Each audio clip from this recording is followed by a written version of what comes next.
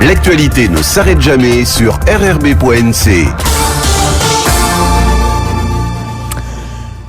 Bonjour Pierre Frogier, merci d'avoir accepté notre invitation ce midi. Bonjour, je vous remercie. Alors le 12 décembre, les Calédoniens ont voté non à l'indépendance pour la 3e fois. Il y a eu de nombreuses réactions ce soir-là et puis depuis en Nouvelle-Calédonie et en métropole. Mais vous, on ne vous a pas entendu. Alors pourquoi est-ce que vous n'avez pas réagi tout de suite et un peu plus d'un mois après, que représente pour vous cette victoire du non ? Écoutez, d'abord parce que vous me connaissez un peu, moi je vois pas beaucoup d'intérêt d'être dans le commentaire. Et suffisamment de personnalités qui sont exprimées le soir du 12 décembre et dans les jours qui ont suivi pour ne pas ajouter à la confusion. Donc j'ai pris quelques temps pour réfléchir à la suite, parce que c'est ça qui m'intéresse. Mais vous étiez quand même satisfait de cette victoire du oui? Oui, bien sûr, mais enfin, bon, c'est pas un mystère pour vous et pour les Calédoniens de rappeler que j'ai toujours, enfin, jusqu'au bout de mes forces, j'ai essayé d'éviter ce trop long processus référendaire parce que j'en mesurais les conséquences il y a longtemps, et d'ailleurs aujourd'hui, même si chacun peut effectivement se satisfaire de la victoire, enfin le fait que le non l'ait emporté, ça a des conséquences. Et ça a des conséquences depuis plusieurs années, c'est-à-dire que la Nouvelle-Calédonie aujourd'hui est dans un état de fracture sociale, de fracture politique, et puis dans une situation économique et budgétaire alarmante. Alors évidemment, vous me direz que la crise sanitaire est venue s'ajouter à ça. Il n'empêche que ces jours-ci, je comparais l'activité économique de la Polynésie, par exemple, à celle de la Nouvelle-Calédonie, alors que la Nouvelle-Calédonie a un potentiel économique époustouflant, extraordinaire, du fait de ses richesses minières. Mais qu'est-ce qu'on en a fait ces dernières années ? Qu'est-ce qu'on en a fait ? Rien, parce que le processus référendaire, ou plutôt, oui, le processus référendaire a notamment eu des conséquences sur l'activité nickel. Sur l'activité nickel. Pourquoi ? Parce que, les responsables de la province Nord, c'est un exemple, hein, parce que la cible, c'était l'indépendance, voulu imposer cette fameuse doctrine nickel de la province Nord. En réalité, c'était s'approprier, vous l'avez compris, des ressources minières de la province Sud. S'il n'y avait pas eu ce processus des 3 référendums, et effectivement, on sait que vous y étiez opposé, vous pensez que le développement économique, social de la Nouvelle-Calédonie aurait pu être différent ? Bien sûr, entendons-nous, opposer, tout ça, c'est le résultat d'une histoire. Alors vous disiez effectivement, c'est le 3e référendum, le non l'emporte, c'est très bien. Enfin, ce processus est derrière nous. Mais ce que je veux aussi dire aujourd'hui à celles et ceux qui nous écoutent, c'est que c'est pas seulement la fin de l'accord de Nouméa, c'est la fin de l'accord de Matignon et Nouméa. En réalité, ce processus, il s'ouvre en 1988 par la signature des accords de Matignon. Et il s'est achevé ces derniers jours, enfin, au mois de décembre dernier, par ce processus référendaire. Mais je veux vous essayer de vous faire comprendre en quelques mots. Pour quelles raisons ces dernières années, et notamment les années 2010, j'ai essayé de m'agiter dans tous les sens afin de convaincre non seulement nos partenaires, c'est-à-dire les indépendantistes, mais aussi, malheureusement, il a fallu que j'essaie de convaincre ma famille politique. Et puis je n'y suis pas arrivé. Pour quelles raisons ? Vous vouliez les convaincre de rechercher une autre solution pour sortir autrement de l'accord de Nouméa. Pour quelles raisons ? Et vous comprendrez que en 1988, on se met d'accord pour un référendum en 1998, 10 ans après. Oui ou non à l'indépendance. Et puis quelques années après, on se dit, où ça va nous mener ? Nulle part. Et c'est la raison pour laquelle nous négocions et signons l'accord de Nouméa, pour éviter le référendum binaire de 1998. Et le paradoxe, parce que personne n'a été à la hauteur de sa signature, le paradoxe, c'est que 20 ans après, 20 ans après, 1900, là, ces derniers jours, eh bien, nous sommes sortis, on a voulu éviter le référendum de 98 pour arriver finalement, pour que cette conclusion se fasse quand même sur un référendum binaire. Mais enfin, c'est effarant, c'est effrayant. Et en plus sur 3. Et c'est la raison pour laquelle j'ai essayé de convaincre, parce que on aboutit, ce processus référendaire, oui ou non, et donc un affrontement, à nouveau des clivages, on aboutit à ce qu'on a voulu éviter en 98. C'est quand même paradoxal. C'est comme ça. Parce que chacun essaie de réfléchir à soi-même plutôt qu'à ce long parcours qui a été ouvert en 1988. Alors vous aviez été très inquiet après le deuxième référendum, vous aviez parlé de cette triple fracture qu'on constatait en Nouvelle-Calédonie. Juste avant le référendum du 12 décembre, vous aviez lancé un appel à l'apaisement et vous aviez même parlé d'une non-participation qui, dans un sens, était positive de la part des indépendantistes. On constate quand même qu'après ce troisième référendum, la victoire du non est incontestable, incontestée, et que les choses sont calmes. Donc finalement, les choses se sont globalement bien passées pour sortir de cet accord de Nouméa. Oui, alors, est-ce que ça vous donne pour autant la solution ? Tout reste à faire. Et vous savez, effectivement, je vous remercie de rappeler cette affirmation, du fait que cette abstention, c'est quand même pas celle, et heureusement, des années 80, donc caractère, de mon point de vue, positif. Et pourtant, nous débouchons sur quoi ? Tout reste à faire. Et quand on me parle des conséquences du oui ou du non, qu'on a l'impression que... Mais non, c'est un exercice intellectuel. Mais en réalité, est-ce que ça a fait bouger une seule voix ? La réponse est non. La triple fracture que vous aviez diagnostiquée existe toujours. Oui, mais pire que ça. C'est-à-dire que même, ça fut effectivement une abstention positive. Mais la question que je vous pose, c'est est-ce que le document du oui ou du non a eu des conséquences ? Notamment sur celles et ceux pour qui des conséquences d'une indépendance devant être précieuses et devaient être perçues et mesurées. La réponse est non. Et qu'est-ce qui s'est passé le 12 décembre ? Eh bien, chacun s'est exprimé pour renforcer, écoutez-moi bien, pour renforcer sa communauté d'appartenance. Pour moi, je considère que c'est ça le résultat. En ne votant pas, les indépendantistes se sont exprimés en ne votant pas. Bien sûr. Et on préférait, plutôt que se déterminer par rapport à ce document du oui ou du non, on préférait réaffirmer en très très grande majorité leur communauté d'appartenance, de renforcer cette communauté d'appartenance de façon que le jour où des discussions, et je l'espère, pourront être engagées pour trouver une nouvelle solution, chacun soit en position de force. On va venir à ces discussions, mais auparavant, parmi les réactions, il y a eu celle du chef de l'État qui a été largement commentée. Il s'est exprimé comme il le faisait à chaque fois après dès que les résultats du référendum ont été connus. Il a déclaré que la Nouvelle-Calédonie restera donc française. Il a acté cette appartenance de la Calédonie à la France. Est-ce que les Calédoniens doivent être reconnaissants à Emmanuel Macron de sa gestion du dossier calédonien, du fait que finalement ces trois référendums ont abouti Enfin, qu'il ait affirmé que la Calédonie, on ne le lui doit pas quand même. Ce sont les Calédoniens, ce sont les femmes et les hommes qui vivent sur cette terre, qui ont choisi, qui ont voté. Et donc, il est quand même normal que le président de la République, qui est le garant des institutions, le garant de l'application de la loi, en tire les conséquences. C'est comme si vous me disiez, comme si demain je vais vous dire le soleil va se lever à l'est. Pareil. Les Calédoniens ont choisi, il était quand même normal et même que le président de la République en tire les conséquences et l'affirme lui-même. Mais la question que je vous pose, c'est qu'est-ce qu'il a fait lui pour qu'on en arrive là ? On va vous dire que notamment il a maintenu la date, qu'il a fixé la date le plus tôt possible, et vous faites partie de ceux qui l'avaient réclamé, et qu'il avait maintenu la date malgré les demandes de report. C'est vrai que le ministre a fait son boulot, puisqu'il est en charge d'appliquer quand même les instructions du président de la République.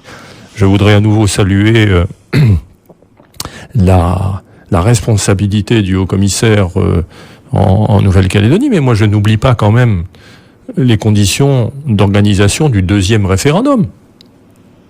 Ça a failli dégénérer, le deuxième référendum. Vous l'avez vécu comme moi, tout de même. Et puis, le président de la République, sa majorité, ses gouvernements sont en situation de responsabilité depuis 2017. Qu'est-ce qui s'est passé entre 2017 et le début de l'année 2021 ? Qu'est-ce qui s'est passé ? Rien. C'est ce que je vous disais tout à l'heure. Rien. Et pourtant, c'est pas la faute d'avoir essayé de convaincre les uns et les autres, et notamment le président de la République actuellement en charge des responsabilités de la France, qu'il pouvait y avoir une autre solution qui aurait évité probablement d'abord que la situation, je vous le rappelle, la situation économique se détériore, et puis combien de familles ont quitté la Calédonie depuis ces dernières années ? Vous le mesurez ça ? Et puis ensuite, il y a eu des dégâts énormes. Ok ? Eh bien, je pense que le président de la République aurait dû, dès les années 2018, impulser des initiatives d'une nature différente de celles qui ont été entreprises. Et notamment, quand on nous a fait croire qu'on allait établir un document là sous l'autorité d'Édouard Philippe pour enjamber le référendum, comme si rien n'allait se passer. Enfin, il faut quand même un peu se rappeler ce qui... Hein, il faut avoir un peu... Les groupes de dialogue pour la charte des valeurs. Avoir un peu de mémoire. Enfin bref, je pense que, ok, on en est sorti, mais je voudrais aussi, si vous le permettez, alors, je dis oui, ok, c'est très bien. Ce processus référendaire est maintenant derrière nous. L'affirmation que la Nouvelle-Calédonie reste française. Et après, on fait quoi ? Vous savez quelque chose que je n'ai jamais voulu dire précédemment. Mais il faut se poser la question de savoir quel était l'objectif de ces différents référendums. Quel était l'objectif de ces différents référendums ? Je vous rappelle simplement que dans la question qui est posée, et il y a longtemps, de nombreuses années, on a essayé de s'opposer à ça. Quelle est la question qui est posée ? Si vous voulez de l'indépendance ou pas ? À aucun moment on vous dit est-ce que vous voulez rester français ou pas ? Est-ce que vous voulez rester dans la France ? Pourquoi ? Parce qu'en réalité, la question qu'il faut se poser, est-ce que les indépendantistes veulent une séparation d'avec la France ? On leur a jamais posé la question. On leur dit est-ce que vous voulez l'indépendance ? Alors nous avons réussi à rajouter donc la pleine souveraineté. Je veux vous dire par là, c'est que être français, c'est une appartenance. On l'a dans les tripes. L'indépendance ou la pleine souveraineté, c'est comment vous dire, c'est une organisation institutionnelle, une organisation juridique. Eh bien, le fait que, et au moins ça aurait eu cet intérêt-là, que ce processus référendaire est maintenant derrière nous, je veux affirmer à celles et ceux qui nous écoutent qu'enfin, nous sommes chez nous, ici. Elles sont chez eux. C'est-à-dire que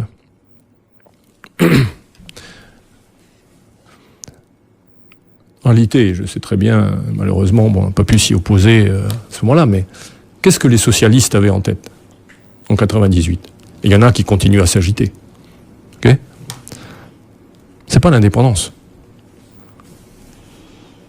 C'est de donner le pouvoir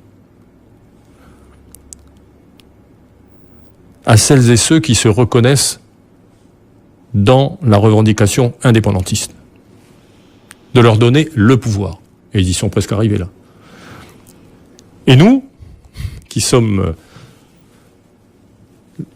c'est-à-dire qui sommes des non-Kanaks, et j'associe l'ensemble de la communauté humaine de Nouvelle-Calédonie non-Kanak, nous restons en Calédonie aux conditions définies par celles et ceux qui exercent le pouvoir. Si vous êtes content, vous restez ici. Si vous n'êtes pas content, vous partez. Voilà.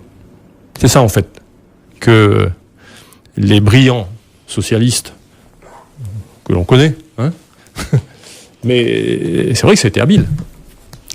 Et ça a été levé, cette hypothèque est levée aujourd'hui par les 3 référendums. Exactement. Nous avons aujourd'hui une légitimité qui est égale à celles et ceux qui étaient là avant la colonisation de la Nouvelle-Calédonie. Eh bien, il va falloir, pour l'avenir, construire un système institutionnel qui réponde à ça. Nous avions d'ailleurs commencé en 1988, je vous le répète, ce sont les provinces. On pourra revenir là-dessus de façon approfondie, mais malheureusement, ce dispositif de la différenciation provinciale au fil des années c'est perdu dans les limbes pour tout un tas de raisons. Eh bien, il va falloir reconstruire ça et revenir là-dessus, de façon que chacun puisse exercer les responsabilités qui lui appartiennent sur cette terre. Et il y a de la place pour tout le monde. Avant de venir au fond de cette organisation, de ces discussions qui vont s'ouvrir, plus d'un mois après le référendum, on constate que les indépendantistes sont néanmoins au pouvoir partout. On l'a dit plusieurs fois. Ils président le Congrès, le gouvernement, 2 provinces sur 3, le CESE, on rajoute aujourd'hui. Est-ce que c'est normal et est-ce que vous estimez que cette situation peut perdurer malgré le résultat du 2 décembre ? C'est ce que je viens de vous dire. Ça peut pas durer. Pourquoi ? Parce que c'est en décalage par rapport à l'expression démocratique. C'est pas possible. Ce n'est pas possible. Et c'est la raison pour laquelle il faut, dans des délais raisonnables, je dirais même dans les meilleurs délais, c'est-à-dire qu'il ne s'agit pas d'attendre la fin de l'année. En tout cas, l'élection présidentielle, le prochain président de la République sera élu au mois d'avril-mai, ensuite il y aura législative, donc un nouveau gouvernement, une majorité dont on a encore du mal à définir les contours à l'Assemblée nationale. Donc ça veut dire que l'appareil d'État ne pourra pas se remettre en route avant le mois d'août, le mois de septembre, et puis ensuite ce seront les vacances, faut pas l'oublier. Et la Calédonie ne peut pas supporter ça. On ne peut pas se permettre ça. Parce qu'actuellement, il y a un vide politique, et ce vide politique, c'est dangereux. C'est dangereux. Et c'est la raison pour laquelle commenciez poser cette question tout à l'heure, de savoir pourquoi je ne m'étais pas exprimé dès le lendemain du 12 décembre. J'ai pris le temps, et puis à la fin du mois de décembre, j'ai adressé un courrier au président du Sénat pour lui présenter un état de la situation. Enfin bon, j'étais déjà intervenu au Sénat au mois de mai, au mois d'octobre, donc, mais surtout pour lui indiquer que la Haute Assemblée, qui est le Sénat, a une visibilité au-delà de la prochaine présidentielle et au-delà des prochaines législatives. Je le rappelle que le Sénat, en plus, c'est l'Assemblée des territoires. Et Gérard Larcher est quelqu'un qui a une grande connaissance de l'histoire de la Nouvelle-Calédonie et je crois une proximité étonnante avec l'ensemble des responsables élus de Nouvelle-Calédonie. Et je lui suggérais à ce titre de prendre des initiatives. Je dois partir à Paris dans les heures qui viennent, donc je continuerai à en parler avec lui. Mais je suis persuadé que il est le seul actuellement en mesure de commencer à établir des liens avec les uns et les autres, encore une fois pour éviter ce vide politique qui est, de mon point de vue, qui peut être dangereux. En plus, vous savez que le Sénat, assemblée dans laquelle vous n'avez pas les mêmes clivages qu'à l'Assemblée nationale, Et j'espère que mes collègues seront en très très grande majorité sous cette démarche. Et ce que je propose, vous savez, il faut revenir, et je pense que le président Larcher pourra porter cette ambition. On a souvent parlé de l'exception calédonienne. Ça a été salué, notamment en 1988. Qu'est-ce que c'est que l'exception calédonienne ? Ce sont des adversaires politiques résolus, puisque les uns voulaient l'indépendance et les autres non, qui ont réussi d'abord à dialoguer, à échanger. Vous ne trouvez pas ça sur la place nationale, nulle part. Je parlais en France. On a réussi à changer, on a réussi à dialoguer, on a réussi à trouver des accords et à signer. C'est quand même étonnant. C'était ça l'exception calédonienne. Il faut qu'on soit capable de revenir à ce concept-là, parce qu'encore une fois, le résultat du référendum prouve que vous avez deux groupes humains d'égale importance, grosso modo, et qui ne se soumettront pas à la loi de l'autre. Je ne sais pas si les termes que j'emploie sont assez clairs, mais la loi majoritaire, telle qu'elle s'applique dans les collectivités territoriales de la République, ne peuvent pas s'appliquer ici en Nouvelle-Calédonie. C'est pour ça il faut que nous trouvions, c'est ce que nous avions fait, je répète, en 88, des institutions spécifiques qui ont des caractères spécifiques qui nous permettent non seulement de vivre ensemble, mais de travailler ensemble, et puis surtout qu'il y a un développement qui s'adresse à tout le monde, et chacun pourra bénéficier. Est-ce que vous avez l'impression que les indépendantistes aujourd'hui sont prêts à discuter, à ouvrir ces discussions, puisque de toute façon, on est devant un vide politique, vous le dites, il faut en sortir. Est-ce que les indépendantistes que vous voyez, avec lesquels vous parlez, sont prêts aujourd'hui à ouvrir vraiment des discussions et à se projeter dans l'avenir, à essayer de retrouver cette exception calédonienne, parce qu'ils en ont été acteurs eux aussi? Non, mais vous savez, chez les indépendantistes, c'est comme nous, comme chez nous. Vous avez un certain nombre de personnalités qui sont dans des raisonnements courts, raisonnements à court terme. Je vous rappelle qu'il y a des élections législatives là, dans 3 mois, 4 mois. Et puis d'autres qui peuvent porter des échéances à plus long terme. Moi, j'ai beaucoup de respect pour l'ensemble des responsables élus. Il n'empêche que la séquence qui s'est close par le 3e référendum en décembre 2021, elle s'est ouverte en 1988, en mai 88. Qui était notre interlocuteur en mai 88? C'est l'Union calédonienne. Et je répète, l'Union calédonienne a marqué, comme le Rassemblement, mais plus tardivement, a marqué l'histoire politique de ce territoire. Eh bien, sans vouloir exclure personne, je suis convaincu qu'il faut que nous retrouvions, et c'est ce qui a permis cette exception calédonienne, que chacun retrouve ses racines, et puis je ne fais pas de doute que même si les choses seront difficiles, mais il faut qu'on puisse se reparler comme on l'a fait il y a 30 ans, c'est vrai. C'est-à-dire les yeux dans les yeux, et puis qu'on se dise les choses. Je vous l'ai dit il y a quelques semaines autour de ce plateau, il faut qu'on soit capable de se dire les choses.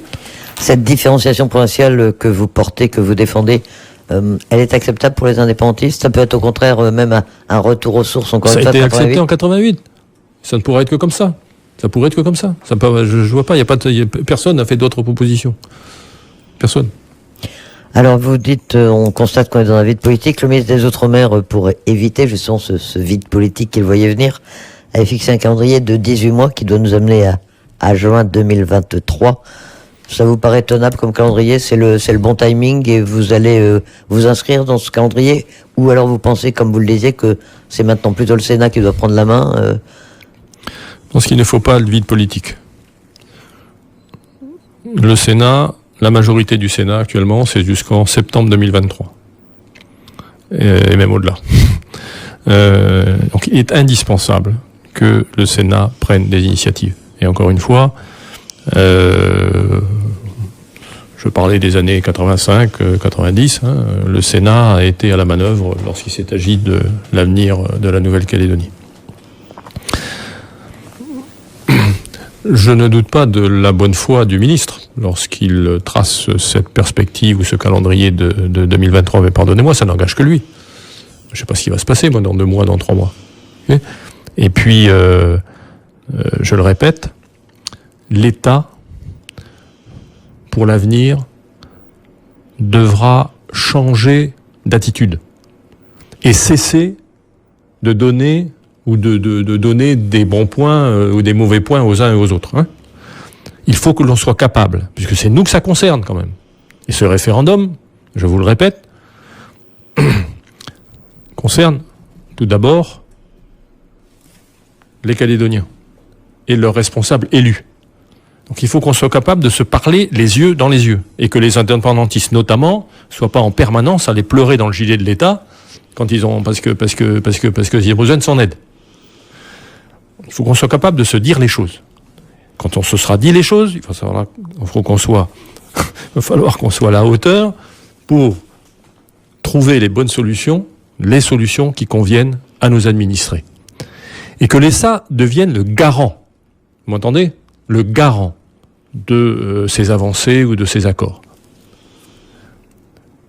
Et alors évidemment, je reviens à ce que je vous disais tout à l'heure, la situation budgétaire, la situation économique de la Nouvelle-Calédonie est telle que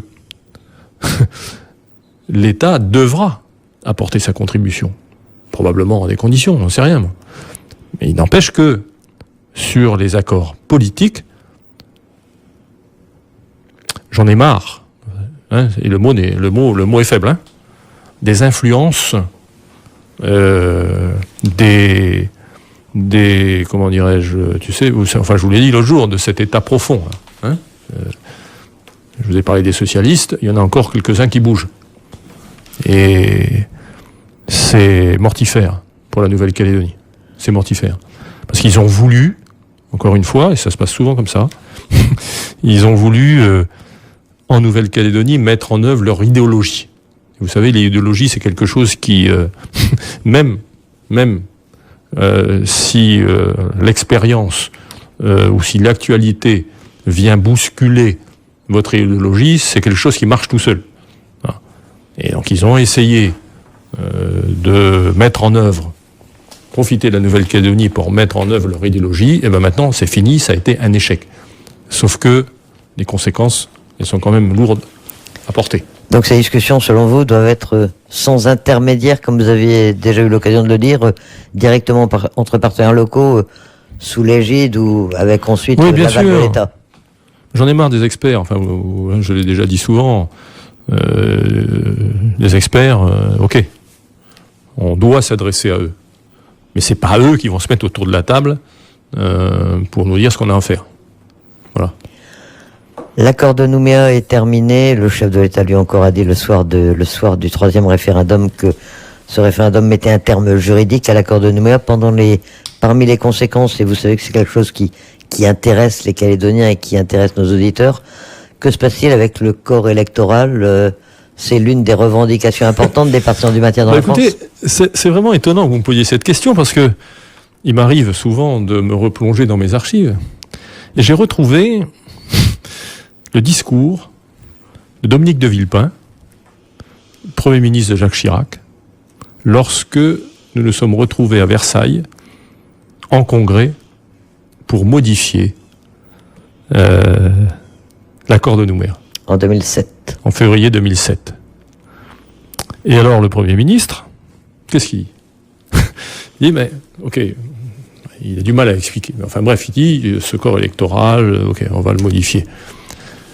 Pour une application 2019, mais au plus tard 2014. C'est écrit noir sur blanc. Je vous engage à aller rechercher dans les archives des assemblées, ou vous allez peut-être le trouver d'ailleurs sur Internet, que ce corps électoral s'appliquera au plus tard à l'échéance 2014, renouvellement des assemblées provinciales. 2009-2014, c'est quand même pas rien. Le Premier ministre de la République française. Et il y a un vote, effectivement, positif pour geler le corps électoral. Et les élections de 2019, là, les élections provinciales de 2019 se sont passées sur un corps électoral gelé. Ok ? Voilà. Donc la volonté politique, c'est l'affirmation du Premier ministre. Eh bien, je reviens à mes amis du Conseil d'État. Un avis du Conseil d'État a fait que les élections provinciales de 2019 ont été entreprises, malgré tout, en continuant à exclure du corps électoral 35 000 ou 40 000 de nos compatriotes. Ah ben ça, c'est pas possible. Il faut les réintégrer avant les prochaines provinciales, s'il y a des prochaines provinciales. Il y en aura nécessairement. Mais moi, je vais défendre, et je l'ai déjà dit, je vais défendre un corps électoral différent par province. Sinon, on n'en sortira pas. Un corps électoral sous la différenciation provinciale, où chacun pourra déterminer... Et bien sûr. Et bien sûr. Et ce sera une priorité. Politique qui va peut-être vous sembler de la politique politicienne. Vous savez qu'on fait le reproche à la candidate LR que vous soutenez par ailleurs, Valérie Pécresse, d'avoir en 2007 voté ce gel du corps électoral. Vous l'expliquez comment c'était par discipline politique on peut lui faire le reproche aujourd'hui encore Oui. Écoutez, je pense qu'elle a compris. Enfin, je dois la voir. J'ai rendez-vous avec elle à Paris dans les prochains jours, donc je dois lui parler de plusieurs sujets d'avenir. Mais c'est sûr qu'elle a bien compris que c'était une erreur. Sauf que Jacques Chirac a pris son téléphone à ce moment-là et a appelé chacun des députés et chacun des sénateurs pour que le corps électoral soit gelé. Alors je vous dirai peut-être un jour les raisons, mais je vous assure que ça n'a rien à voir avec la grande politique. Bon, on vous reposera la question. On arrive au terme de cet entretien. Pierre Folliet, une question que je voudrais vous poser. Vous nous dites que ça met un terme à la période 88, enfin à la période qui a commencé avec les accords de Matignon et celle et bien sûr des accords de Nouméa. Vous avez été signataire de ces deux accords.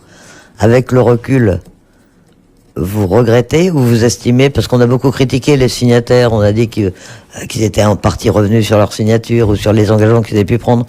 Avec le recul, vous regrettez ou vous estimez que la Calédonie a eu raison effectivement de passer par ces étapes de deux accords en 88, en 98 ? Ouais, écoutez, non, enfin, c'était inscrit, enfin, je veux dire 88, ensuite l'accord de Nouméa, encore une fois, l'objectif c'était de contourner ce référendum qui était prévu en 98, comme je le disais tout à l'heure. Mais après, c'est sûr que les signataires historiques ont probablement disparu trop tôt, notamment dans le camp indépendantiste. Et puis, chacun s'est mis à interpréter, notamment l'accord de Nouméa, sans considérer ce qui s'était passé à Matignon, en fonction de ses intérêts de court terme. Hein. Je l'ai dit au Sénat au mois de mai dernier. C'est regrettable, parce qu'ensuite, l'accord de Nouméa, c'est un canard sans tête, hein, c'est parti dans tous les sens. Plus personne n'a tenu la barre. Mais le regretter, non, c'est comme ça. C'est comme ça. Mais c'est sûr que ce que je peux affirmer, c'est que ça aurait pu être autrement. Et puis, je pense qu'on aurait perdu moins de temps. On aurait perdu moins de temps. Et puis, j'ai bien entendu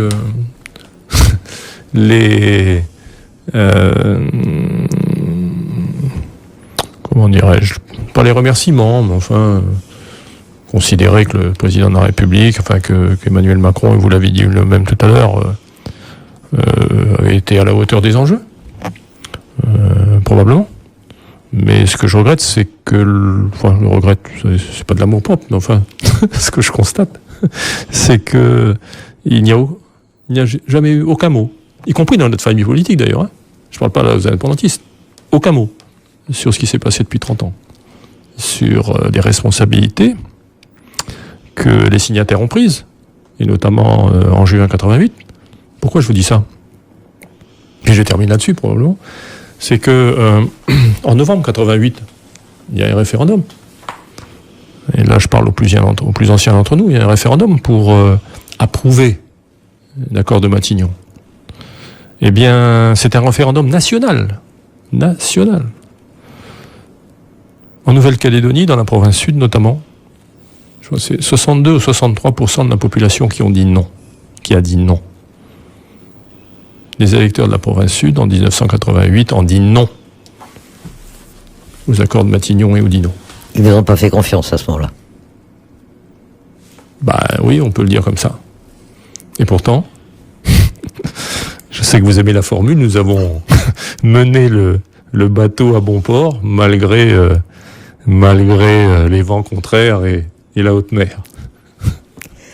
Pierre Frogier, merci d'avoir accepté notre invitation ce midi. Vous partez donc incessamment pour Paris. Oui, c'est ça. Oui. Des rendez-vous déjà, notamment avec le Sénat, et avec le président du Sénat. Mais j'ai un agenda caché. Vous nous tiendrez quand même informés de ce que vous rapportez. Merci d'avoir accepté notre invitation ce midi. Merci à vous.